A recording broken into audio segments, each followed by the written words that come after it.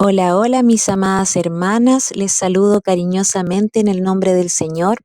En este video y los que siguen vamos a estar viendo una introducción al libro de los Hechos y también un resumen de cada capítulo estudiado. Incluiremos algunos complementos y lo principal que debemos recordar de cada uno. Comenzamos entonces con la introducción en la cual veremos quién escribió el libro de Hechos, a quién estaba dirigido, cuándo se escribió, algunas generalidades, las principales doctrinas y también cómo leer el libro de Hechos. ¿Quién escribió el libro de Hechos? La evidencia disponible confirma que el autor es Lucas, quien escribió también el Evangelio que lleva su nombre. Lucas y Hechos tienen el mismo estilo, la misma estructura y el mismo vocabulario, lo que ratifica que fueron escritos por la misma persona. Lucas fue compañero de viaje del apóstol Pablo y en su carta a los Colosenses lo llama el médico amado. De los relatos de Lucas notamos que tenía un conocimiento suficiente de las costumbres judías, por lo que podemos decir que era un gentil con mucho conocimiento del judaísmo, un hombre con mucha educación, que también lo notamos en sus escritos por su amplio vocabulario. ¿A quién estaba dirigido? Tal como el Evangelio de Lucas, Hechos estaba dirigido a Teófilo. En griego significa el que ama a Dios. La verdadera identidad de Teófilo sigue siendo un enigma, ya que Lucas y Hechos proporcionan las únicas referencias históricas que se conocen de él.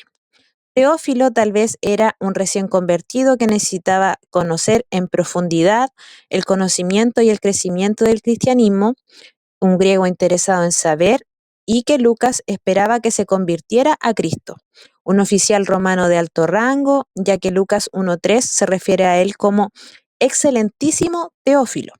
O quizás Lucas no se dirigía a ningún individuo en particular, sino más bien a todo el que ama a Dios. ¿Cuándo se escribió? Hechos concluye con el encarcelamiento de Pablo en Roma durante 2 años.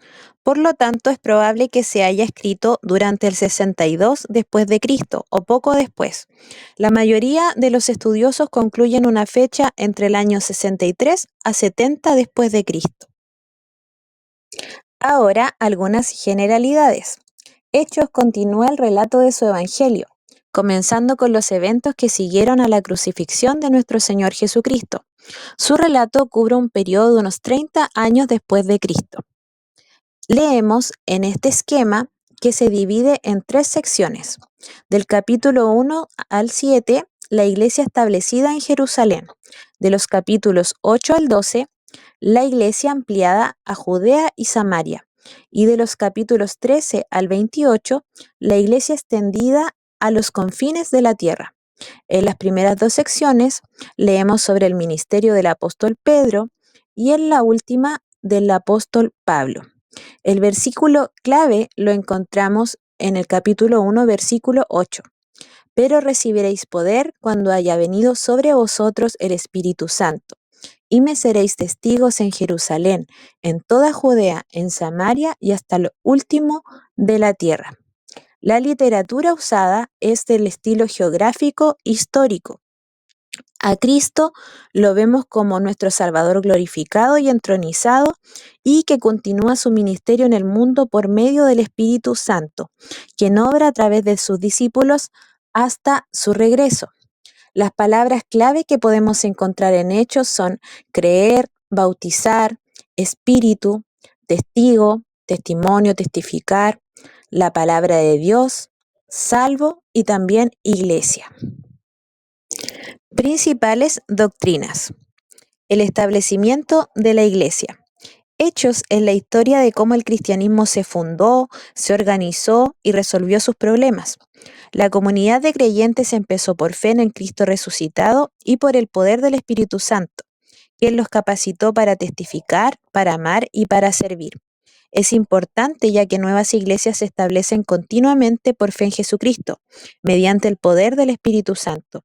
La iglesia puede ser un potente agente de cambio.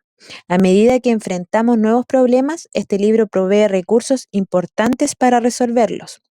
Y la obra del Espíritu Santo. La iglesia no empezó ni creció por su propio poder o entusiasmo. El Espíritu Santo de Dios dio poder a los discípulos. Este fue el prometido abogado defensor y guía enviado cuando Jesús ascendió al cielo. La obra del Espíritu Santo demostró que el cristianismo era sobrenatural. Así que la iglesia llegó a ser más consciente del Espíritu Santo que de los problemas. Por fe, cualquier creyente puede pedir el poder del Espíritu Santo para llevar a cabo la obra de Cristo. ¿Cómo leer Hechos? Hechos funciona como una bisagra entre los evangelios y las epístolas o cartas, y como la única continuación histórica en la Biblia de dichos evangelios. Nos proporciona el trasfondo y el marco para muchas de las cartas de Pablo. Si la Iglesia no tuviera hechos, lo único que se sabría sobre los comienzos del cristianismo serían fragmentos recogidos de estas cartas. Una lectura de hechos nos permite comprender los propósitos y los planes de Dios para la Iglesia. El libro nos suministra principios para el avivamiento y para la obra misionera, instrucciones para el gobierno de la Iglesia, nos enseña cómo discipular a los creyentes y hacer crecer a las iglesias, y además presenta una estrategia para evangelizar al mundo. A medida que hojeamos el libro de los Hechos, prácticamente en cada capítulo, personas como Pedro y Pablo presentan poderosamente el Evangelio tanto a individuos como a grupos. Este celo evangelístico que brilla en la vida de los apóstoles contrasta con la manera en que se les describe en los evangelios y nos revela entonces la transformación asombrosa que le ha ocurrido a ellos desde ese entonces. Claramente, su fe en la muerte y resurrección de Jesús había producido un cambio notable en sus corazones. A menudo nuestras propias vidas no reflejan esta clase de cambio. Batallamos con el temor por la forma en que los demás reaccionan a nuestra fe y luchamos también por salir de nuestra rutina diaria lo suficiente como para invertir en las vidas de otras personas que necesitan el Evangelio.